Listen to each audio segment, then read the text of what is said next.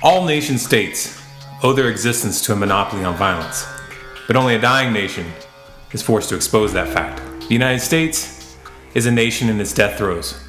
In this video, we're going to explain why.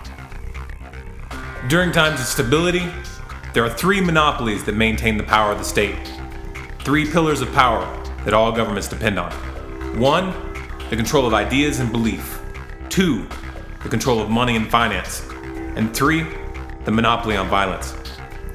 Most people would never consider laws and legal systems as the control of ideas. But did you ever consider what makes the law any different than any other note that you might write on a piece of paper? The answer is belief.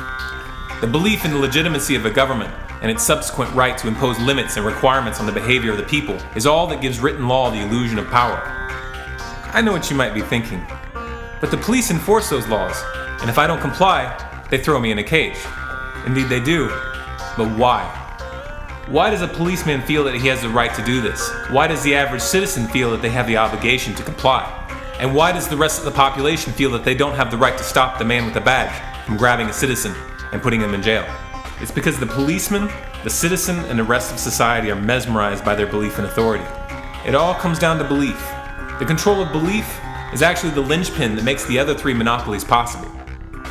For many millennia, the church worked in tandem with the state to help maintain the fabric of belief by supporting the doctrine of the divine right of kings.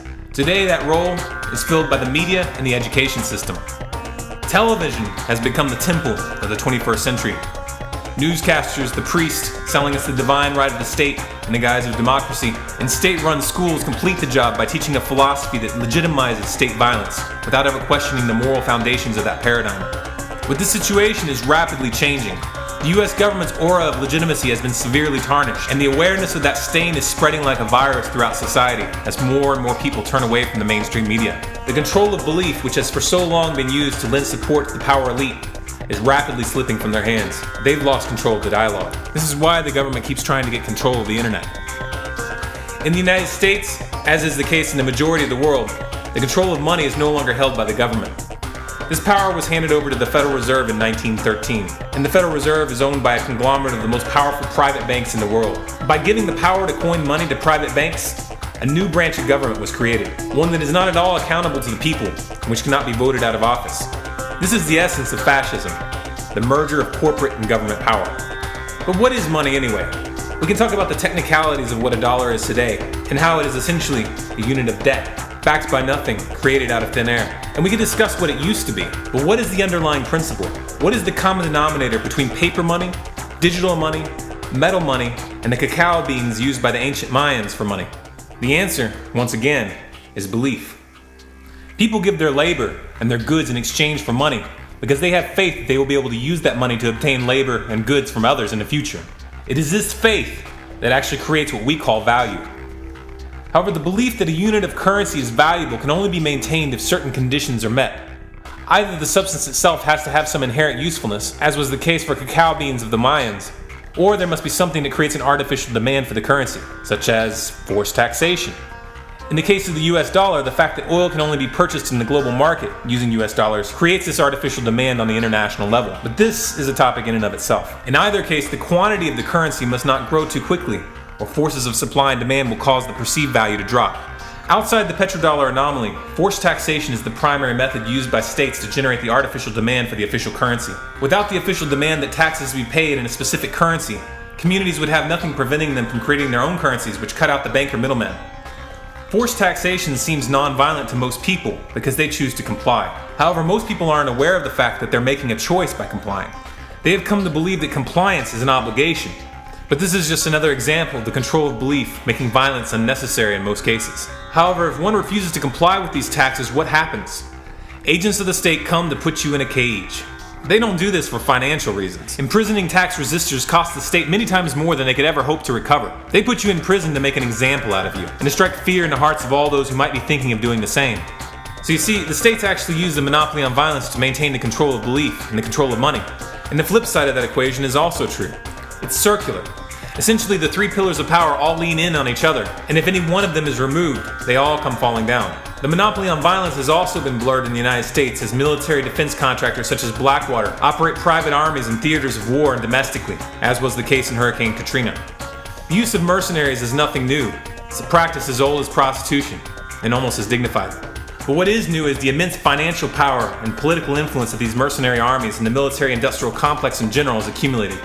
Combine that with an unfettered revolving door between the war industry and the government, and you have a recipe for disaster. It shouldn't be surprising what you get when an industry which depends on war for survival has influence over the government. In the United States, all three pillars of power have fallen into corporate hands. This is fascism, pure and simple. Corporations are not moral citizens.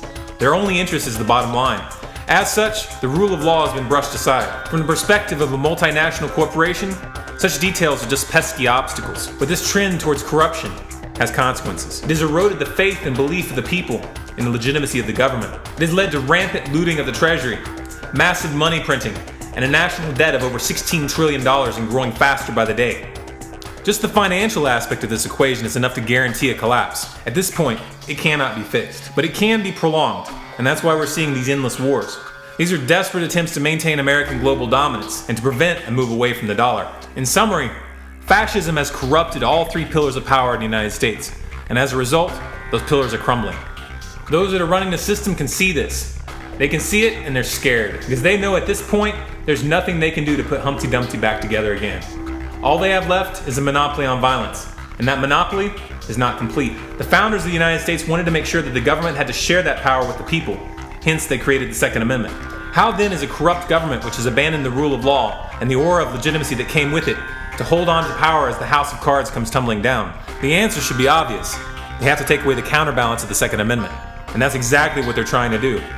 There's just one little problem with this proposition. For many Americans who have been watching with growing distrust as their country becomes more and more of a police state, the Second Amendment is their line in the sand. Taking that right away, even incrementally, is actually accelerating the awakening of the public. And in the process, the enforcement arm of the government is beginning to question the chain of command. Without their enforcement arm, what power will the government have? None whatsoever.